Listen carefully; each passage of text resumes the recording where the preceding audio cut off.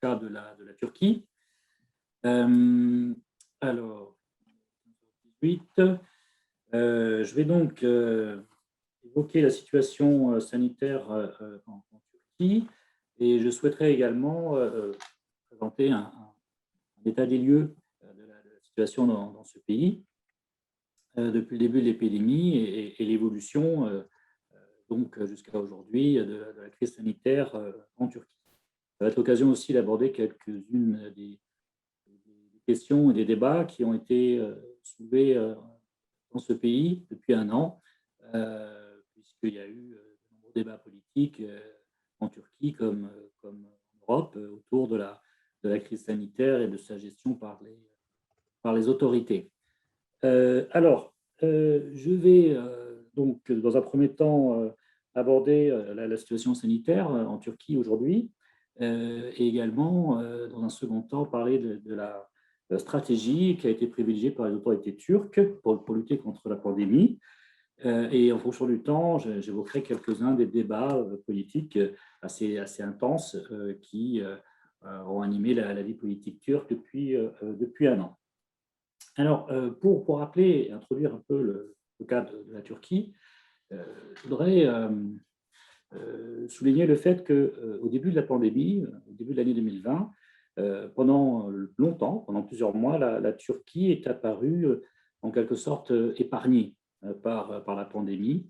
Elle est restée à l'écart de cette crise sanitaire, alors que le virus se propageait en Europe, en Italie, puis en France, en Espagne. Et les chiffres que je vais donner maintenant vont illustrer cette situation qui est apparue un peu à part de la Turquie dans un premier temps. Mais par la suite, au bout de quelques mois, la Turquie a été présentée comme l'un des pays les plus exposés au Moyen-Orient, avec un nombre de cas de contamination journalière détectés qui a dépassé celui qui était enregistré en Iran et qui était jusqu'alors présenté comme le principal foyer épidémique dans la région. Donc, on a beaucoup parlé de l'Iran au début, et Clément Terme l'évoquera tout à l'heure. Et puis, au bout de quelques mois, la Turquie a non pas supplanté l'Iran, mais en tout cas a été présentée comme l'un des foyers épidémiques importants du virus au Moyen-Orient. Alors, en tout cas, pendant des mois, c'est moins le cas aujourd'hui, mais pendant une bonne partie de l'année 2020, la Turquie a attiré l'attention internationale sur deux points principaux. Tout d'abord, en raison d'un nombre de cas de contamination, je le disais, qui est relativement peu élevé par rapport à de nombreux pays européens, ainsi qu'un nombre de décès également liés au virus, bien entendu, qui est apparu aussi moins important en Turquie. Et il y a aussi un autre point qui a distingué en quelque sorte la Turquie d'autres pays, en particulier en Europe, ce sont les stratégies et les politiques qui ont été mises en œuvre par les autorités pour lutter contre la pandémie. Alors, je vais reprendre donc ces deux points et tout d'abord donner quelques éléments sur le bilan de l'épidémie en Turquie. Alors, le constat général qu'on peut faire, c'est, je rejoindrai un peu ce que disait Baudouin tout à l'heure, du Maghreb, la situation sanitaire en Turquie, aujourd'hui encore, apparaît moins dramatique que celle qui est traversée par de nombreux pays européens. Les chiffres apparaissent globalement positifs, entre guillemets, en particulier durant les premiers mois de la pandémie.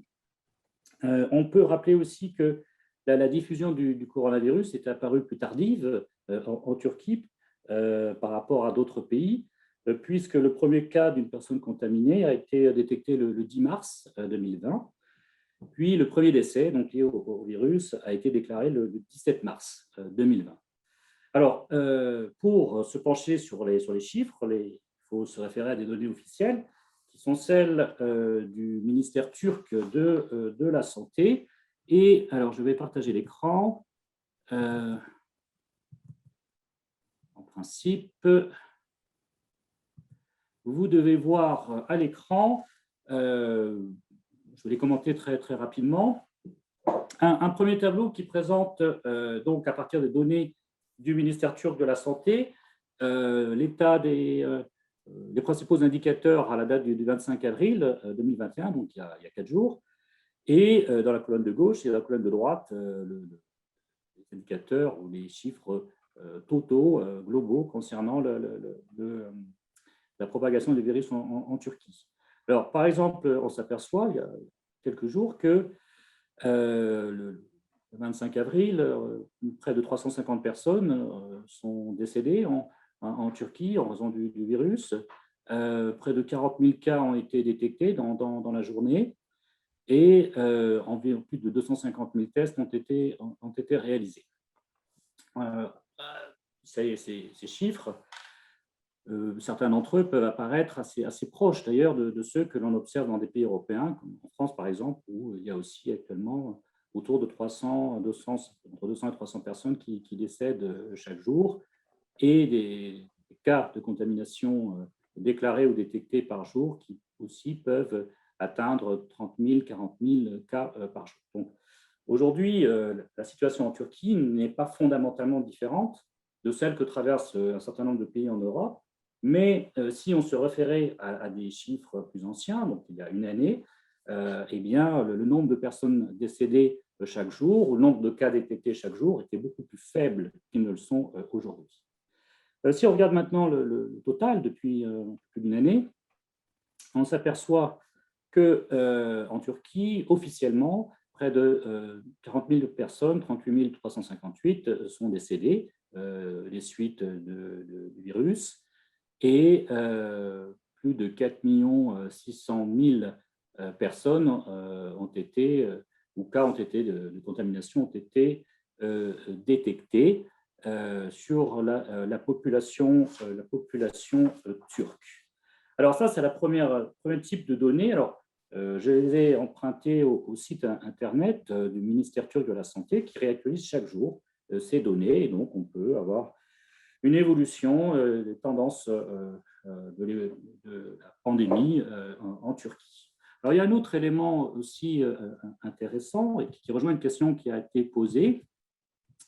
Je vous présente maintenant, alors c'est le site internet du ministère turc de la Santé en l'occurrence, c'est la répartition du virus selon le sein du territoire de la République de Turquie, en fonction des régions, en fonction des villes. Et alors, sans développer, ce qu'on peut s'apercevoir ici, c'est que la principale information est que la métropole d'Istanbul, plus de 16 millions d'habitants, qui est le principal centre urbain en Turquie, évidemment, eh bien, représente, depuis le début d'ailleurs, l'épicentre de cette pandémie, puisque vous voyez ici, donc au jour d'aujourd'hui, à Istanbul, 854 cas sont détectés pour 100 000 habitants.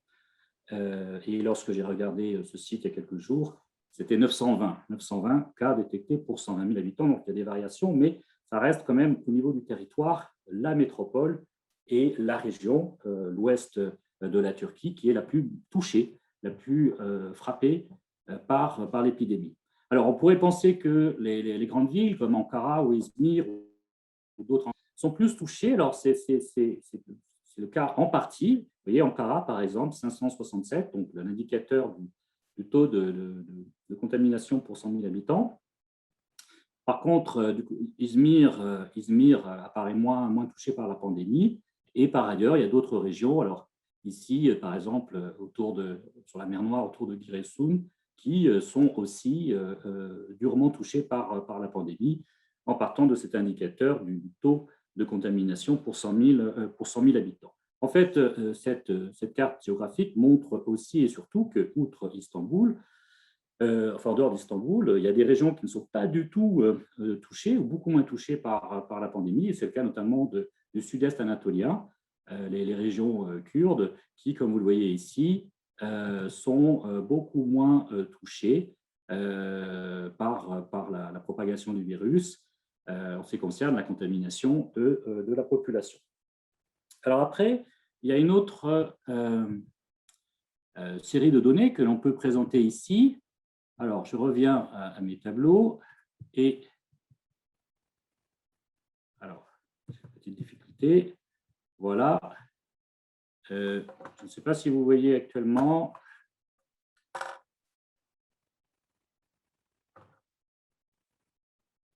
Le tableau qui présente,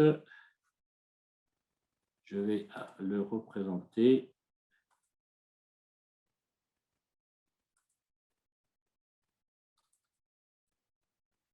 Voilà. Alors, ce tableau donc, que j'emprunte à un site de Worldometers présente la position de la Turquie sur le plan international en ce qui concerne la diffusion de la pandémie. Alors, le principal indicateur ici qui conduit à ce classement, c'est celui du nombre total de cas. Alors, vous voyez les différentes colonnes, ce n'est pas très lisible en haut. La première colonne à gauche présente les pays, ensuite le nombre total de cas qui ont été contamination détectés dans le pays, le nombre total de décès, ensuite le taux de décès, le nombre de décès pour 1 million d'habitants, et enfin le nombre de tests pour 1 million d'habitants également. Alors, ici, quelle est la situation sanitaire de la Turquie d'un point de vue international? Eh bien, alors ce tableau que j'ai relevé le 26 avril présente la liste des 10 pays qui sont le plus touchés par la pandémie de la Covid dans le monde. Et eh bien, on s'aperçoit que la Turquie se trouve dans ce que je pourrais appeler le top 10, puisqu'elle se situe en 6e position, avec près de 4,6 millions de cas détectés au sein de la population. Après, donc les États-Unis, l'Inde, qui connaît une flambée de l'épidémie depuis quelques jours, le Brésil, la France ou encore la Russie. Alors, cette 6e position, elle a évolué aussi depuis une année. Par exemple, si on avait consulté les mêmes données il y a un an, au printemps 2020, en avril-mai, la Turquie se trouvait alors en 8e position. Et avant elle, dans le classement, donc des pays plus touchés par la pandémie, se trouvaient la plupart des pays européens, à savoir l'Italie, l'Espagne ou le Royaume-Uni. Et on s'aperçoit que ces pays sont désormais derrière la Turquie dans le classement. Donc la Turquie les a dépassés en nombre de cas de contamination journalier depuis une année. En d'autres termes, la propagation du virus, la pandémie s'est développée, c'est davantage diffusé en Turquie depuis une année. Alors, si on s'intéresse à ce type d'indicateur, si on se réfère à ce type d'indicateur, l'évolution du nombre de cas de contamination, comme dans tout pays, cet indicateur a connu des variations depuis plus d'une année. À certaines périodes, la Turquie a connu des pics importants. Par exemple, l'année dernière, au mois d'avril 2020, on comptabilisait près de 5 000 cas quotidiens. Ce qui aujourd'hui apparaît faible, mais était élevé à l'époque pour la Turquie. Et encore plus récemment, la Turquie est confrontée à un nouveau pic dans les contaminations, puisque depuis le début du mois de mars 2021, le nombre de contaminations journalières a été multiplié par 5, c'est-à-dire qu'il y avait environ 10 000 contaminations détectées par jour au début aujourd'hui. Le nombre de contaminations journalières est de l'ordre de 50 000. Donc la multiplication par 5 du nombre de contaminations. On peut citer une date, le 12 avril, qui a marqué un record, puisque ce jour-là, 54 562 nouveaux cas ont été détectés en Turquie. Alors, ce type de données et d'autres encore, sur le plan national, sur le plan international, conduisent à souligner deux observations. Donc, j'ai évoqué. Tout d'abord, on observe un décalage assez significatif entre le nombre de contaminations d'un côté et le nombre de décès de l'autre côté. En avril 2021, donc, je rappelle, 4,6 millions de contaminations en Turquie et 38 000 décès pour un bilan total. Et l'autre constat que l'on peut rappeler et souligner le fait que le nombre de décès en Turquie apparaît beaucoup plus faible que dans d'autres pays, en particulier en Europe, euh, parmi les pays qui ont été les plus touchés par la pandémie jusqu'à présent. Et on peut se référer notamment à l'indicateur du taux de décès pour 1 million d'habitants. Alors, ce type d'indicateur que Eberhard évoquait tout à l'heure, eh bien, si on revient au tableau que je présentais, c'est donc l'indicateur qui apparaît dans cette colonne ici, donc la deuxième colonne à partir de la droite. Vous voyez par exemple que pour la Turquie, cet indicateur est de l'ordre de 451, donc 451 décès pour 1 million d'habitants en moyenne en Turquie. Et si on compare aux autres pays européens, il apparaît beaucoup plus faible. Par exemple, par rapport à la France, 1573 décès pour 1 million d'habitants, par rapport au Royaume-Uni, ou encore par rapport à l'Italie, près de 2000 décès pour 1 million d'habitants. La Turquie, donc, a un taux de décès beaucoup plus faible ici, ce qui, bien entendu, soulève des questions sur les raisons qui conduisent à ce bilan globalement positif par rapport à la situation vécue par d'autres pays. Alors, avant d'en venir à certaines des hypothèses et des facteurs qui ont été soulevés ou présentés pour tenter d'expliquer cette situation, je voudrais aussi rappeler qu'en Turquie, donc pour faire écho à ce que disait Eberhard, il y a eu une controverse sur les chiffres qui a éclaté très rapidement. Il y a eu beaucoup de débats sur la transparence des informations officielles, sur les méthodes aussi de comptabilisation des nombres de cas, des nombres de décès. Beaucoup de critiques formulées par l'opposition à l'encontre de la stratégie du gouvernement, sur le caractère inexact, sur le manque de précision des données officielles. Donc, il y a eu beaucoup de controverses sur le plan national. Et ces interrogations sur les chiffres sont apparues très tôt, je le disais, puisque dès le mois d'avril 2020, un article du New York Times a soulevé un certain nombre de questions, s'est interrogé sur le nombre de cas réels en Turquie face à ces chiffres, donc relativement bas, et a avancé l'hypothèse d'un nombre de victimes beaucoup plus élevé que ceux qui étaient officiellement comptabilisés, en mettant en lumière une surmortalité à Istanbul, en particulier, à partir des registres d'état civil de la municipalité d'Istanbul, et en comparant, donc en utilisant les registres d'état civil de la municipalité, en comparant les moyennes des 2 dernières années avec la même période en 2020, donc les moyennes du nombre de décès. Et a montré ainsi que le nombre de décès à Istanbul était beaucoup plus important en 2020 par rapport aux 2 années passées. De la même façon, les organisations corporatistes médicales, les associations de médecins turcs ont, depuis 1 an et encore aujourd'hui, souligné le fait que ces chiffres apparaissaient sous-évalués, que ce décalage entre le nombre de cas détectés et le nombre de décès n'était pas, disons, soulever des questions. Et l'une des explications qui a été avancée, qui d'ailleurs a été reconnue par le gouvernement, puisque le ministre de la Santé lui-même l'a confirmé en septembre 2020, c'est qu'on provient d'une méthode de comptabilisation. Et en fait, en Turquie, c'est donc le cas depuis l'été 2020, ne sont comptabilisés que les cas testés positifs avec des symptômes, qui présentent des symptômes, et donc dont les personnes sont admises à l'hôpital, hospitalisées, voire admises en service de réanimation. En d'autres termes, toutes les personnes porteuses du virus, contaminées mais asymptomatiques, n'étaient pas utilisées dans les estimations. Pour conséquence que le nombre de cas de contamination officiellement déclarés est beaucoup plus faible, que ceux qui sont enregistrés en Europe, où les cas asymptomatiques sont également inclus dans les bilans. Il y a d'autres raisons aussi qui sont avancées par les médecins et qui conduiraient à une sous-estimation du nombre de cas et du nombre de décès, en l'occurrence. Et c'est le fait que les patients qui sont décédés de la Covid seraient enregistrés comme décédés d'insuffisance respiratoire ou d'arrêt cardiaque, mais pas des suites du virus. Et là aussi, ceci a pour conséquence de diminuer le nombre de cas de décès officiellement comptabilisés.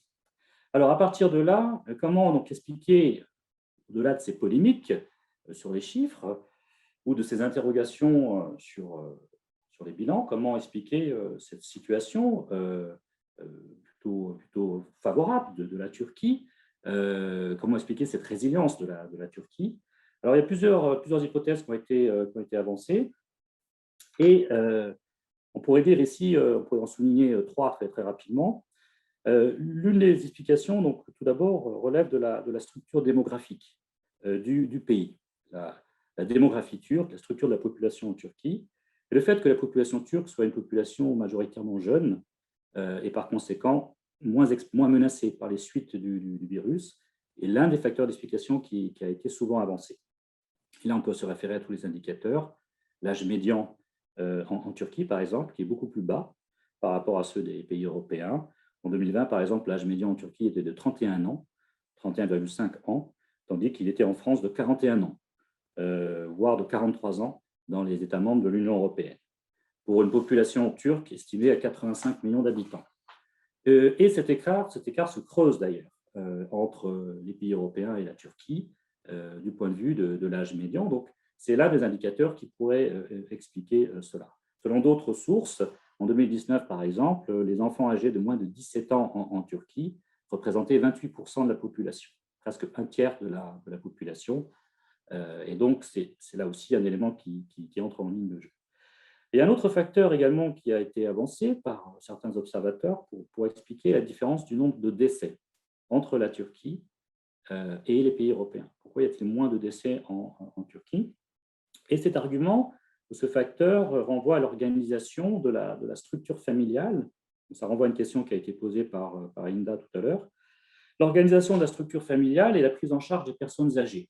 En effet, en Turquie, par tradition notamment, les personnes âgées restent souvent en famille et vont beaucoup moins dans des maisons de retraite que les personnes âgées en Europe.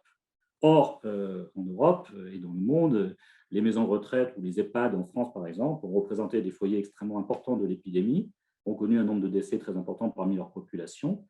Et donc, cette différence d'organisation, en quelque sorte, serait un facteur qui expliquerait, entre autres, pourquoi le nombre de décès parmi les personnes âgées en Turquie a été plus bas par rapport à ceux observés en Europe. Et enfin, il y a un autre élément que l'on peut rappeler. Alors, je ne sais pas depuis combien de temps je parle, il faudra peut-être m'arrêter à un moment donné. Je n'ai pas relevé le début de l'heure. Un autre élément, donc, c'est l'organisation du système de santé, aussi en Turquie. En quelques mots, il faut rappeler que le système de santé a connu une modernisation importante depuis l'arrivée de l'AKP, donc Parti de la justice et du développement, au pouvoir en 2002, qui a mis en œuvre de nombreuses réformes pour augmenter les capacités, les ressources de la Turquie dans le domaine de la santé, en termes d'infrastructures, de personnel, de médicaments, de matériel. Et ici, on peut souligner deux phénomènes importants. D'une part, une politique publique de santé qu'on pourrait qualifier de volontariste, et qui s'est traduit notamment par la construction de complexes hospitaliers publics très modernes. Et aussi, il y a une autre politique qui a été mise en œuvre par l'AKP et qui a consisté en la privatisation du secteur médical, et là qui a joué un rôle important aussi dans la lutte contre l'épidémie. Alors, si on regardait tous les indicateurs, comme les dépenses de santé en Turquie, on s'apercevrait que ces dépenses ont augmenté de façon significative dans les années 2000. Mais il y a un indicateur important qui a été rappelé par les médias l'année dernière souvent, et cet indicateur, c'est le nombre de lits. Le nombre de lits en Turquie. En effet, que la Turquie est classée parmi les premiers pays dans le monde, et en tout cas bien devant les pays en Europe, en nombre de lits disponibles dans les unités de soins intensifs des hôpitaux par habitant. 60% des lits en soins intensifs se trouvent dans les hôpitaux privés en Turquie. Et par conséquent, cette offre en quelque sorte de lits dans les unités de soins intensifs est aussi une conséquence de cette privatisation du secteur de la santé en Turquie. Et donc, lorsqu'il a fallu admettre des patients ayant des formes graves du virus, les problématiques que l'on a connues en Europe ou en France concernant donc les capacités des hôpitaux à accueillir des malades ne se sont pas posées dans les mêmes termes en Turquie. Enfin, je dirais un mot sur la campagne de vaccination. Alors, en Turquie, elle a été lancée le 14 janvier 2021. À la mi-avril, il y a quelques jours, près de 19 millions de personnes avaient été vaccinées en Turquie. Et les prévisions des autorités donc, étaient d'injecter 105 millions de doses d'ici la fin du mois d'avril, ces jours-ci. La stratégie vaccinale qui a été privilégiée par les gouvernements turcs a été d'utiliser les vaccins produits par la Chine, alors le vaccin Coronavac, en l'occurrence, avec deux interrogations, deux problèmes que rencontre la Turquie aujourd'hui. Tout d'abord, les doutes sur la fiabilité de ce vaccin, doutes qui seront reconnus par les autorités chinoises elles-mêmes d'ailleurs, et d'autre part, des problèmes d'approvisionnement aussi, puisqu'il y a des retards dans les livraisons de ces doses par la Chine. Et donc, le président turc Erdogan, d'ailleurs, s'en est plaint auprès des autorités chinoises, puisqu'il était prévu, en tout cas la Turquie avait commandé 100 millions de doses qui devaient être livrées d'ici la fin du mois d'avril, et au milieu du mois d'avril, seulement 28 millions de doses avaient été livrées à la Turquie. Et donc, le problème aussi de la circulation du vaccin se pose pour la Turquie, comme se pose pour l'ensemble des pays dans le monde. Je terminerai en évoquant les troisième facteur qui a pu jouer un rôle aussi, et qui sont les mesures adoptées par les autorités pour lutter contre la pandémie. Alors, je disais en introduction que la Turquie s'est distinguée des pays européens parce qu'elle a mis en œuvre une stratégie différente, des mesures différentes de celles qui ont été adoptées par les pays européens ou occidentaux plus largement, ou par la Chine durant l'année 2020. Alors, il y a en fait des mesures qui sont similaires et d'autres qui sont différentes. Et la Turquie a été confrontée, comme tous les pays, donc à ce dilemme entre d'un côté la protection de la santé publique et de l'autre la nécessité de maintenir une activité économique dans un pays qui était déjà fragilisé par la crise économique depuis 2018. Et donc, les autorités turques ont tenté de rechercher un équilibre. C'est avéré un équilibre assez précaire et fragile en adoptant des mesures donc, pour jouer entre la santé publique et l'économie. Alors, sur les mesures similaires, elles sont très nombreuses. La Turquie a fermé les écoles, les universités, d'ailleurs à la même date que la France, le 16 mars 2020. Mais contrairement à la France, elle n'a pas réouvert les écoles depuis. Depuis une année, les écoles et les universités sont fermées en Turquie. Elles ont été réouvertes brièvement depuis 15 jours. Et donc, l'enseignement se fait à distance, en téléenseignement depuis une année. Les frontières ont été fermées, tous les commerces, restaurants ont été également fermés. Il y a eu beaucoup de mesures prises aussi concernant les pratiques religieuses, mais Bayram en parlera tout à l'heure, très certainement. Les interdictions de déplacement entre les grandes villes, le port du masque obligatoire dans l'espace public, la mise en quarantaine des voyageurs, etc., etc. La grande différence, je terminerai là-dessus, a porté sur la stratégie relative au confinement, puisque la Turquie a aussi mis en œuvre un confinement, mais qui n'a pas revêtu les mêmes formes que le confinement que nous avons connu en France, par exemple, il y a un an, ou les autres confinements depuis. Et la question ici a porté sur le type de confinement. Est-ce qu'il devait être total ou non, limité dans le temps ou non? Et là, je dirais que la Turquie s'est distinguée parce qu'elle a mis en œuvre un confinement différent sur le plan géographique, temporel ou démographique. D'abord, ce confinement n'a pas été étendu à l'ensemble du pays, mais seulement aux grandes villes, à 31 métropoles. Il n'a pas été uniquement du vendredi au dimanche pour l'ensemble de la population. Et enfin, il a été appliqué de façon continue pour certaines catégories de la population à risque ou pour certaines populations vulnérables, c'est-à-dire pour les personnes âgées de plus de 65 ans, pour les personnes souffrant de comorbidité et pour les jeunes de moins de 20 ans. Donc, pour les personnes âgées, pour les jeunes, le confinement était total et permanent. Il leur était interdit de sortir dans la rue. Par contre, toutes les autres catégories de la population, les actifs, en d'autres termes, ont continué à se rendre sur leur lieu de travail ou à travailler à domicile. Et donc, c'est là l'une des principales différences qu'on a pu observer en Turquie afin de maintenir donc, cette activité économique. Ça fait écho à des débats aussi qu'on a pu avoir en France il y a quelques mois, parce qu'il fallait appliquer ce type de confinement et des principes ont été soulevés pour s'y opposer, entre autres. Alors, voilà, j'en arrête là, parce que je pense avoir largement dépassé mon temps. Il y a aussi un autre élément sur lequel la Turquie s'est distinguée, c'est à travers l'action internationale qu'elle a menée. Et je terminerai par vous montrer un dernier graphique. Alors, est-ce que ça va être possible? Je vais vous présenter donc l'action internationale de la Turquie, à savoir la diplomatie sanitaire.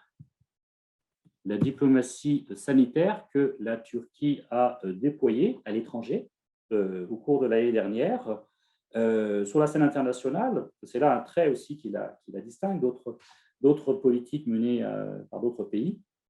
La Turquie a déployé une diplomatie sanitaire assez importante, assez intense, fortement médiatisée aussi, en envoyant de l'équipement d'aide médicale à plus de 150 pays. Alors, le graphique que vous voyez, l'illustration est ancienne, il faudrait la réactualiser. Plus de 150 pays, alors des pays de son environnement régional, comme l'Arménie, des pays comme l'État d'Israël, les territoires palestiniens, la Libye, ou d'autres encore, mais aussi de nombreux pays en Europe, dont la France, l'Espagne, l'Italie, ainsi que les États-Unis. Et en déployant cette diplomatie, que certains ont appelée la diplomatie du masque, la Turquie aurait poursuivi un double objectif. D'une part, se positionner comme une puissance humanitaire qui était capable d'apporter son aide à des pays étrangers, en particulier à des pays occidentaux développés, mais aussi, selon les interprétations qui ont été proposées, bien entendu, restaurer l'image de la Turquie à l'étranger, en particulier auprès de ses partenaires occidentaux avec lesquels les relations s'étaient fortement dégradées au cours des dernières années, en particulier les pays de l'Union européenne et les États-Unis. Voilà, j'en arrête là. Donc, je pourrais répondre à quelques questions, le cas échéant, sur les débats politiques qui ont été soulevés en Turquie depuis un an. Et je vous remercie de votre attention.